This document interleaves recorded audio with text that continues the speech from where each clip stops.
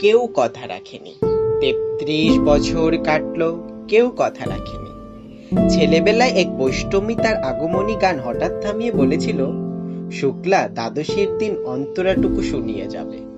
তারপর কত চন্দ্র ভূক অমাবস্যা চলে গেল, কিন্তু সেই বৈষ্ণবী আর এলো না। ২৫ বছর প্রতীক্ষায় আছি। মামা বাড়ির মাঝি নাদের আলী বলেছিল, বড় হও দাদা ঠাকুর, আমি তোমাকে ৩ প্রহরের বিল দেখাতে নিয়ে যাব।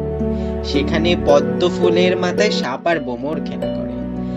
নাদের আলী, আমি আর কত বড় হব? আমার মাথা এ ঘরের ছাদ ফুঁড়ে আকাশে স্পর্শ করলে তারপর তুমি আমায় ৩ প্রহরের বিল দেখাবে? একটাও রয়েল গুলি কিনতে পারিনি কখনো। লাঠি লজেন্স দেখিয়ে দেখিয়ে চষেছিল লস্কর বাড়ির ছেলেরা। ভিখারির মতন চৌধুরীদের গেটে দাঁড়িয়ে দেখেছি ভিতরে রাস উৎসব। অবিরল রঙের ধারার মধ্যে সুবর্ণ কঙ্কন পরা ফর্সা রমণীরা কত রকম আমোদে এসেছে। আমার দিকে তারা কেউ ফিরে যায়নি। বাবা আমার কাজ ছুঁয়ে বলেছিলেন, দেখিস একদিন আমরাও। বাবা এখন অন্ধ, আমাদের দেখা হয়নি কিছুই। সেই রয়েল গুলি, সেই লাঠি লজেন, সেই রাত উৎসব আমায় কেউ ফিরিয়ে দেবে না।